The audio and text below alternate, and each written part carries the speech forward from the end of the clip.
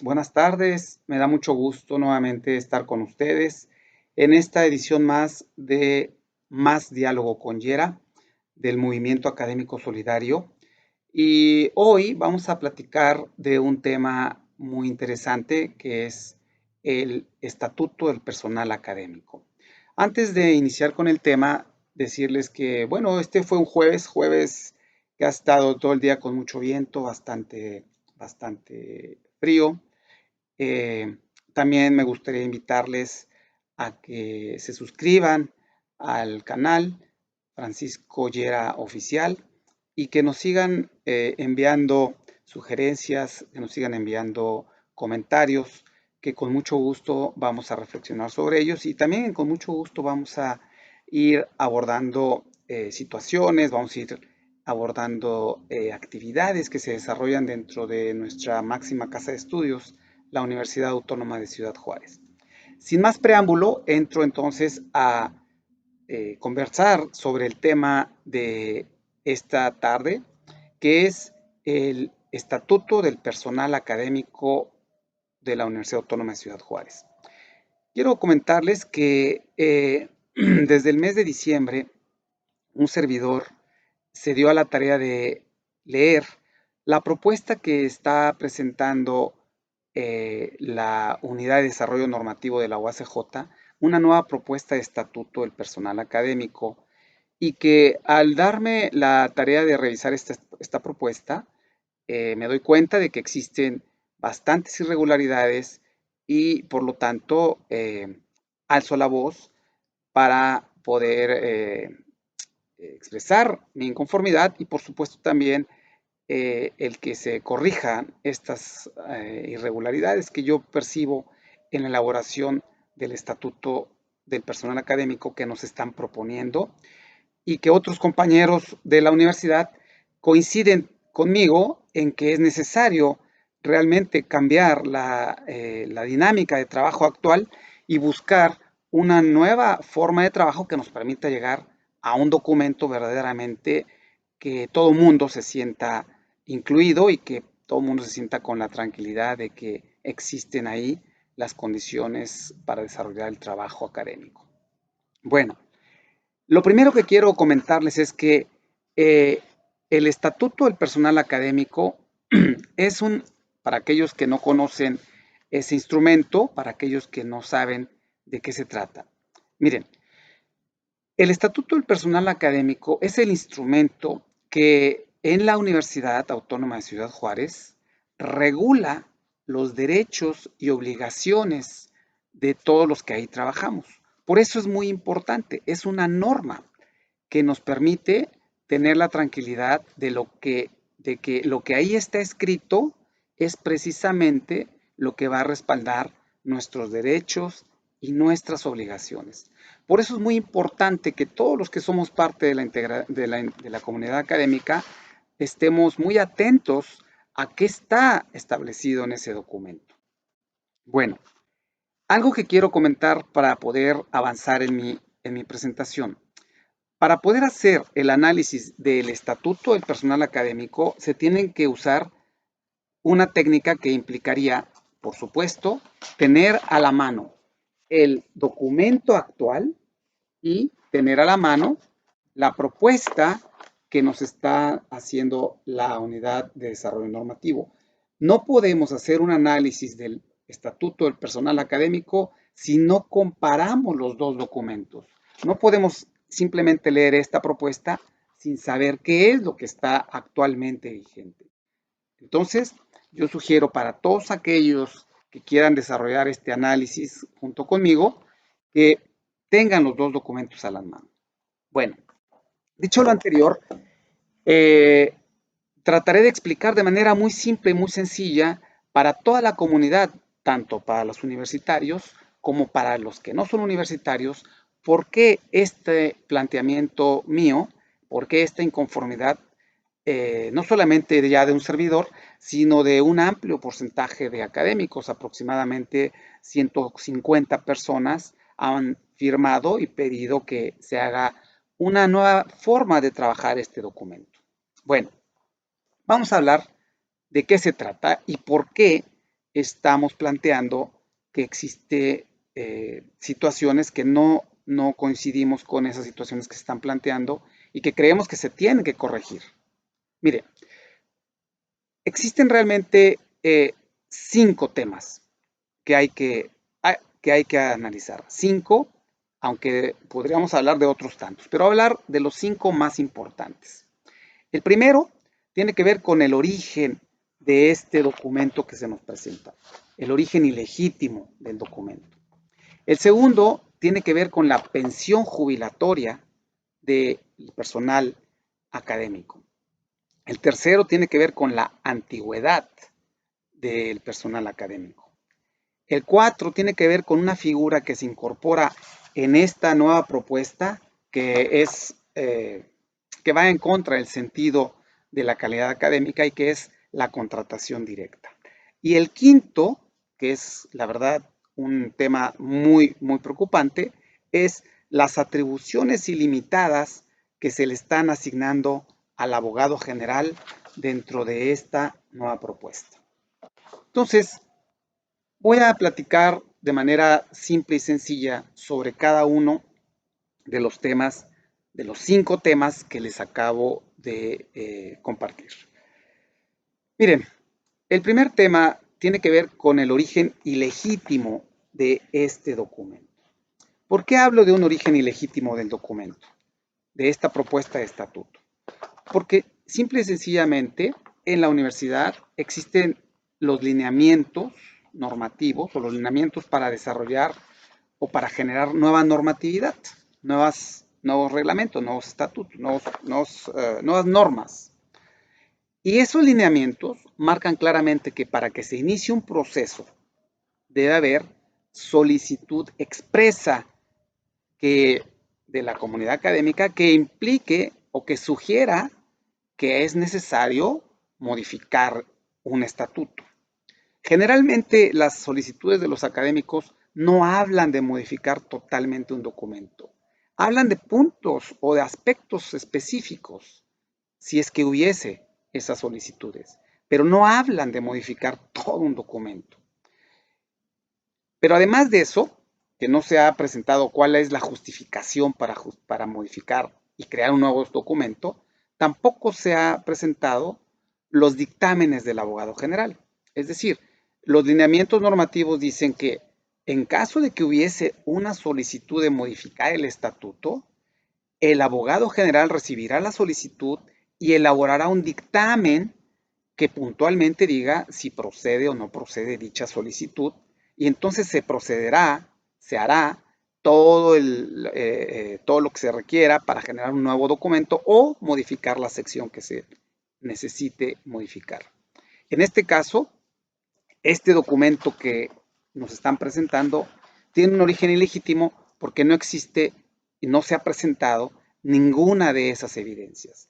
Nadie ha visto quién solicitó que se elaborara un nuevo estatuto, por qué se solicitó, no se nos ha presentado los dictámenes del abogado general, donde ahí se presente por qué sí es conveniente un nuevo estatuto, y además de todo ello, se ignora un estatuto, una propuesta que se venía trabajando desde el 2016, en donde un grupo de académicos de toda la institución empezó a proponer, empezó a trabajar en comisiones para elaborar nuevas condiciones de este estatuto. Ese documento que fue elaborado por toda la comunidad académica se ignora, no existe.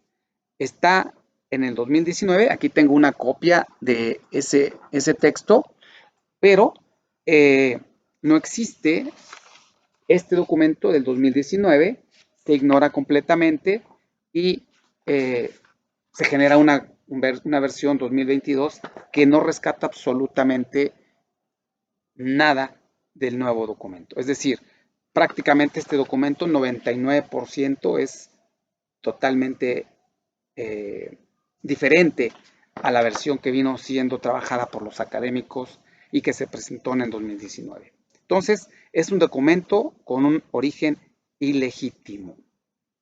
Segundo, la pensión jubilatoria. Muy importante el tema, porque miren, en el estatuto vigente, el que existe hoy día, el que estamos respetando hoy día, en este estatuto del 2000, eh, del 2010, que es el vigente, en este estatuto, se establece puntualmente, acuérdense, en derecho, la ley no se deja a la interpretación, se ejecuta lo que está escrito. Y en el estatuto actual, en el que está vigente, en ese estatuto, en el artículo 10, fracción 5, puntualmente se dice que todo aquel personal que se jubile tendrá derecho a 3 meses de salario más lo que le otorgue el fideicomiso, pero algo muy importante, establece puntualmente que la pensión jubilatoria de esa persona se incrementará en el mismo porcentaje y el mismo número de ocasiones que lo que ocurra con el personal activo. O sea, es muy puntual. Significa que esa pensión del profesor va a ir incrementándose gradualmente en el mismo porcentaje que los activos. Pero en la nueva versión que nos presentan de estatuto, esa cláusula se elimina del estatuto y se dice, se manda en el artículo 7, fracción quinta, dice que el personal académico simplemente va a recibir las percepciones conforme al contrato colectivo de trabajo por concepto de jubilación. Fíjense la redacción. Recibir percepciones conforme al contrato colectivo del trabajo por concepto de jubilación. Un gran error. No puedes mandar una cláusula precisa a un contrato colectivo de trabajo que es un acuerdo de voluntades entre sindicato y administración. No puedes hacer eso. Porque ese contrato colectivo se modifica cada 2 años. Repito, es un acuerdo de voluntades y es fácilmente cambiable. Es fácilmente, se puede fácilmente eliminar. Entonces, no podemos quitar del estatuto vigente esa cláusula tan precisa que está en una norma. El contrato colectivo no es superior a el estatuto. Son instrumentos jurídicos distintos. El contrato colectivo es un acuerdo de voluntades. No es posible que se mande esas cláusulas a ese documento. Se tiene que mantener en el estatuto actual porque está detallada y precisamente explicitado esa percepción. Entonces, eso en términos del segundo punto, las pensiones jubilatorias. En términos del tercer punto, la antigüedad.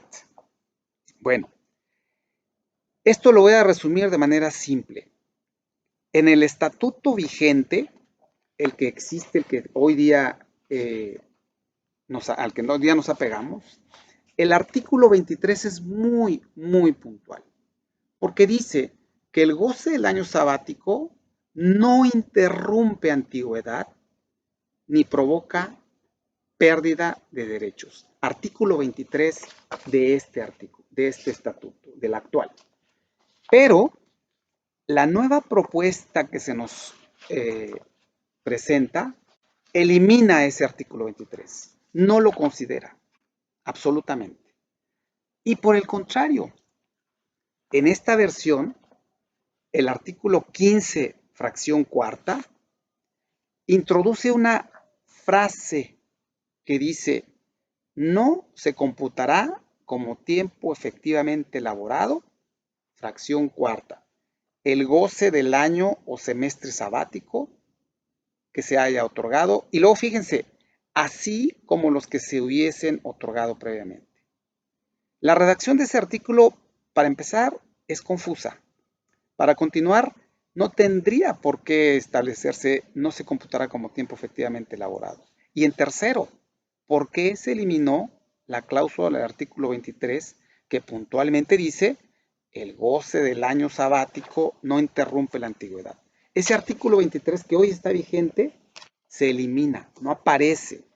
Por lo tanto, ese este documento, este estatuto actual, está afectando, va a afectar la antigüedad. Y lo estoy diciendo con todas sus letras porque estoy comparando claramente y les estoy dando la evidencia. Artículo 23 puntualmente establece que que el sabático no interrumpe antigüedad ni provoca pérdida de derechos. Ahí está, chequenlo, artículo 23 del estatuto vigente. Artículo 15, fracción cuarta, confuso, establece esa fracción de no se computará como tiempo efectivamente laborado el goce del año sabático y luego, así como los que se hubiesen otorgado. ¿Por qué esa frase? Así como los que se hubiesen otorgado. Concreto, es un documento que está atentando contra la antigüedad de del personal académico. Esto implicaría que la gente tendría que trabajar más años en la universidad y porque el goce del año sabático para aquellos que no son de la academia implica sobre todo que es un año que el profesor no se va de vacaciones. El profesor lo dedica a hacer investigación, el profesor lo dedica a escribir artículos, lo dedica a escribir libros, lo dedica a tomar cursos, lo dedica a actualizarse, porque el conocimiento cada 5 años prácticamente se vuelve obsoleto. Significa que un profesor cuando regresa al año sabático, regresa con nuevo conocimiento para poder tener al estudiante actualizado. Por lo tanto, no puede sancionar a un académico por tomar un año sabático. Eso es no tener un espíritu académico y no saber ni entender lo que es la vida universitaria. El cuarto elemento al que me quiero referir es la contratación directa. Ese concepto es absurdo. No debió ni siquiera haberse considerado en ningún documento. Ese concepto de contratación directa se integra en esta versión. ¿Por qué es absurdo? Porque la contratación directa lo que podría generar sería discrecionalidad. Y lo puedo decir así porque esa figura atenta contra lo que dice el actual artículo, el actual estatuto vigente en su artículo 42 y lo que dice la ley orgánica también en el artículo 42. Ambos, el estatuto actual y la ley orgánica, dicen que para ingresar a la universidad se deberá de buscar o llevar a cabo concursos de oposición. Ese es el procedimiento para evaluar a los aspirantes a ingresar a la universidad. Y se va a evaluar en ese concurso de oposición donde participen diferentes personas, se va a evaluar, por supuesto, los méritos académicos, la escolaridad, la experiencia, el prestigio. Entonces, lo que se busca en la universidad y en cualquier institución de educación es tener a los mejores, que los que logren una plaza dentro de la institución sean aquellos que efectivamente pueden venir a enriquecer el ambiente universitario, a mejorar la calidad académica de los programas y, por supuesto, a que los jóvenes tengan profesores de altísimo nivel. Pero introducir una figura de contratación directa deja abierto el abanico, te permite la discrecionalidad en la toma de posiciones. Es una figura que no debiera aparecer. Si apareciera, debería estar etiquetada a méritos súper sobresalientes, es decir, un premio Nobel, una persona que a lo mejor tiene un reconocimiento internacional o mundial muy importante en su área, posiblemente, porque ese tipo de figuras sí pudiesen venir a, a enriquecer la vida académica de la universidad. Pero en particular es un concepto que no debe de introducirse en el estatuto del personal académico porque contradice a la ley orgánica y contradice al espíritu universitario de efectivamente que se incorporen los mejores, los que tengan más méritos, los que demuestren en un concurso de oposición que son las personas con las mejores credenciales para venir a enriquecer la calidad académica de los programas. Entonces, tampoco es una figura que debe estar, debe desaparecer y es injustificable. Y voy a hablar del quinto elemento. El quinto elemento de este estatuto que yo, la verdad, creo que debe de corregirse porque no representa el espíritu universitario, no representa lo que debe ser la vida universitaria. El quinto elemento de este estatuto es atribuciones ilimitadas al abogado general. ¿Por qué? ¿Por qué lo planteo? Miren, al final del texto, en el documento del estatuto vigente actual, el séptimo transitorio de este documento dice simplemente que se instruye al abogado general para dar seguimiento a la implementación de este documento. Dar seguimiento. Eso es lo que hoy tenemos. Pero hablo de atribuciones ilimitadas al abogado general porque en esta nueva versión, el transitorio noveno dice que el único o que la interpretación de este estatuto, de este documento, corresponde de manera exclusiva al abogado general. Fíjense qué frase tan absurda. ¿Cómo es posible que la interpretación corresponde de manera exclusiva al abogado general?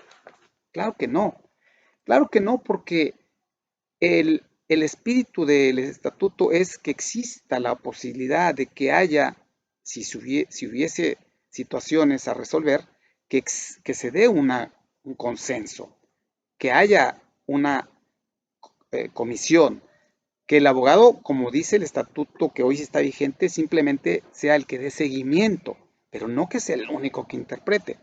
Y digo eso simple y sencillamente porque este documento está lleno de ambigüedades. Para muestra de ello, doy dos ejemplos. El artículo sexto, fracción primera, y el artículo séptimo, fracción 13, revísenlo. Esos dos artículos, en ambos aparece una frase que no está definida en ningún lado. Sujetos a las necesidades institucionales. ¿Qué son las necesidades institucionales? ¿Cuáles son las necesidades institucionales? ¿Por qué no se definió con precisión? Entonces, debe de eliminarse el transitorio noveno. La interpretación del estatuto corresponde de manera exclusiva al abogado general. Eso es una situación absurda, ilógica, sobre todo en una comunidad universitaria en donde el espíritu de los académicos es la reflexión, la autocrítica, el consensuar decisiones, el que las controversias se resuelvan con diálogo, en donde haya diferentes puntos de vista, la pluralidad de ideas, la pluralidad ideológica. Eso es lo que significa estar en una universidad. Entonces, termino simplemente diciéndoles que son 5 puntos mínimos los que yo estoy diciendo que son irregulares, como ya los expliqué. El origen ilegítimo del documento que se nos presenta, la pensión jubilatoria, la antigüedad, la contratación directa y las atribuciones ilimitadas al abogado general. Situaciones que no pueden permanecer en un documento que es ilegítimo. No sabemos de dónde surgió esta versión. Sabemos que viene de una unidad de desarrollo normativo, pero no sabemos en qué se sustenta que se elabore un nuevo documento porque se violan los lineamientos que dicen que para que haya una nueva norma debe haber una solicitud expresa que nos diga que si hay que hacer un nuevo estatuto y debe haber un dictamen o dictámenes del abogado. ¿Quién presentó eso? ¿Cómo? ¿Qué justifica que se haga un nuevo documento? No está claro. Nosotros en la universidad hemos venido planteando, profesores de todos los institutos, que se haga, si en verdad es necesario hacer una actualización del estatuto, vamos a hacerla. Vamos a utilizar como base el documento que habían desarrollado académicos previamente en el 2019, que me parece que es una buena versión, pero vamos a hacer esta nueva actualización a través de un foro colegiado, un foro en donde se concentren todos los integrantes de la universidad, profesores, profesoras, y que de manera colegiada discutamos en junio, cuando ya se termine el periodo de clases, discutamos y analicemos cada una de las secciones que el estatuto trae y que entonces podamos llegar a un acuerdo, que podamos sentir que generamos un nuevo documento que es moderno, que rescata las necesidades actuales de la educación y de la vida académica de la Universidad Autónoma de Ciudad Juárez, de la nueva sociedad, y que efectivamente al término de ese foro generemos un documento en el que todo el mundo nos podamos sentir representados y que tanto la institución con su unidad de desarrollo normativo universitario se sienta respaldada con un documento modelo y los académicos también podamos sentirnos identificados con ese documento, que nuestros derechos y nuestras obligaciones están claras, bien definidas y que no existe ningún tema de controversia. Entonces, eh, por eso yo planteé que no podría aprobarse un documento como el que nos presentan, porque hay muchas irregularidades, hay muchas situaciones que son violatorias de los lineamientos para hacer estos instrumentos jurídicos, pero sobre todo que van en contra del espíritu académico, atentan contra la vida académica. No es un documento que busque realmente entender e incorporar las nuevas necesidades de la sociedad moderna. Bueno, en general, creo que ese es el tema. Me parece que es un tema muy importante que lo conozcan no nada más los académicos, sino toda la comunidad, toda la sociedad, porque finalmente la universidad es el alma también de la comunidad de Juárez y del estado de Chihuahua. Aquí hay estudiantes de todo el estado, hay profesores de todo el estado, habemos gente que queremos hacer cosas por la ciudad, por la universidad, por aquellos que demandan la aplicación del conocimiento para generar bien común. Agradezco nuevamente su atención. Recuerden suscribirse al canal Francisco Llera Oficial. Me da mucho gusto, como siempre, platicar con todas y todos ustedes. Ha sido una tarde muy agradable el estar charlando aquí. Y repito, por favor, suscríbanse, mándennos comentarios, sugerencias y les deseo que tengan un muy buen fin de semana, un buen inicio del mes de marzo, que ya estamos en el segundo día, y que tengan mucha salud y mucha paz. Muchas gracias.